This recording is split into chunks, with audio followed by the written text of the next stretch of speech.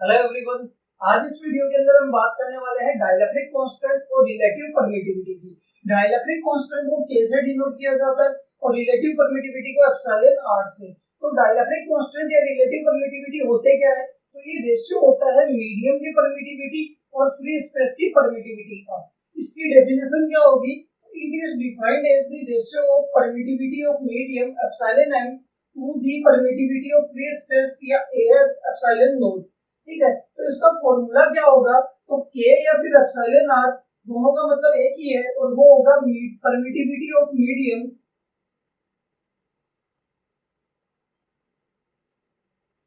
Upon permittivity of free space, या फिर आप बोल सकते हो परमिटिविटी ऑफ वैक्यूम। ठीक है, और परमिटिविटी ऑफ मीडियम को हम डिनोट करते हैं, वो करते हैं एप्सिलॉन m से। एप्सिलॉन का मतलब परमिटिविटी और m का मतलब मीडियम, तो मीडियम की परमिटिविटी और upon epsilon note. Epsilon note का मतलब है परमिटिविटी ऑफ फ्री स्पेस। तो यहाँ से हमारे पास डाइलेक्ट्रिक कांस्टेंट K या फिर रिलेटिव परमिटिविटी एप्सिलॉन R का फॉर्मूला आ गया epsilon m upon epsilon naught.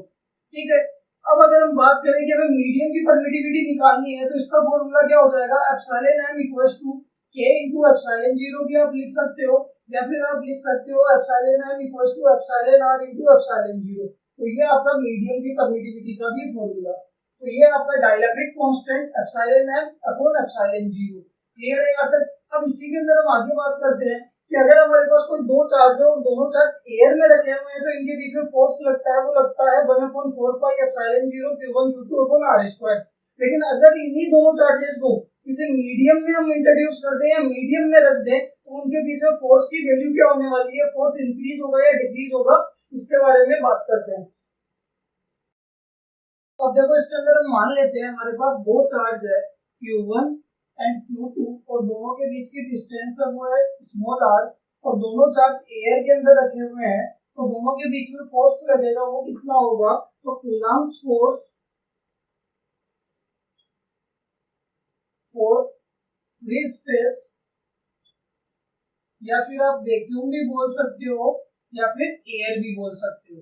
ठीक है, तो वो कितना होगा? तो इसको हम डिनोट करेंगे F0 से, और वो होगा 1/4 pi epsilon zero Q1 Q2 upon R square. कि दोनों चार्ज एयर के अंदर रखे हुए हैं, तो यहाँ पे परमिटिविटी भी किसकी आने वाली है? एयर की आने वाली है, फ्री स्पेस की आने वाली है।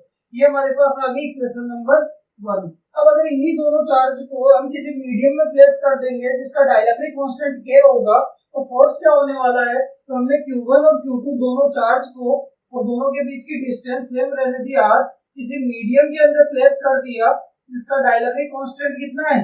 K। तो दोनों के बीच में फोर्स क्या होगा? तो फोर्स कौन सा फोर्स? कूलम्ब्स फोर्स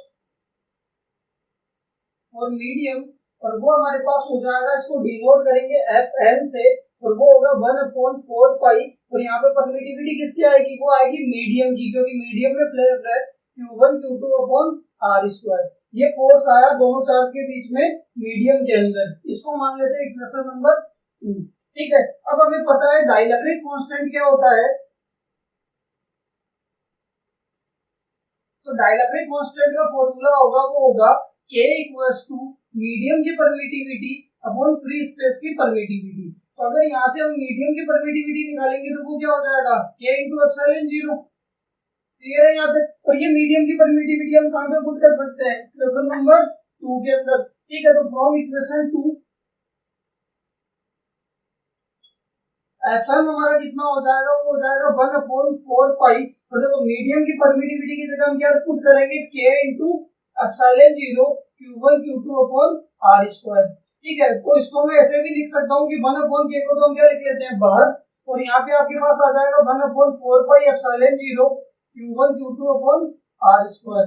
ठीक है, अब अगर इसको देखोगे तो ये वाला पार्ट आपका ये क्या है? तो ये हम इक्वेशन 1 से रिलेट कर सकते हैं कि ये हमारा क्या है? Force in air.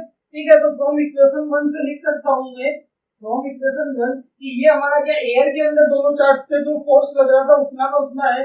Fm लिख सकते हैं 1/K इंटू F0। तो Fm कितना आ जाएगा? वो आ जाएगा F0 बाई K। अब देखो, इसको F0 भी बोल सकते हो, F0 भी बोल सकते हो, या एप्सिलॉन जीरो भी बोल सकते हो, एप्सिलॉन नॉट भी बोल सकते हो। ये आपकी मर्जी है कि आपको कैसा सही लग रहा है। ठीक है। तो Fm का फॉर्मूला आ गया आपके पास फोर्स इन एयर अपॉन के, कि एयर के अंदर जो फोर्स है उसका 1 अपॉन के टाइम्स होगा मीडियम के अंदर फोर्स। तो यहाँ से आप देखोगे कि एयर के अंदर ज्यादा फोर्स लग रहा है या फिर मीडियम के अंदर। तो मीडियम के अंदर फोर्स जो है वो एयर के फोर्स का 1 अपॉन के टाइम्स लग रहा है। इसका मतलब है कि एयर का फोर्स ज्यादा है, मीडियम के अंदर फोर्स क्या होगा, एयर के कंपैरिजन में 1 अपॉन के टाइम्स हो जाएगा, कम हो जाएगा। ठीक है। तो यहाँ पे Fm जो होगा मीडियम का फोर्स वो कम होगा एयर के फोर्स से, कितना, 1 अपॉन के टाइम्स। ये आपके पास क्या है, दो चार्ज को आपने एयर के अंदर रखा तो जो फोर्स आ रहा है वही फोर्स क्या होगा, 1 अपॉन के टाइम्स हो जाएगा।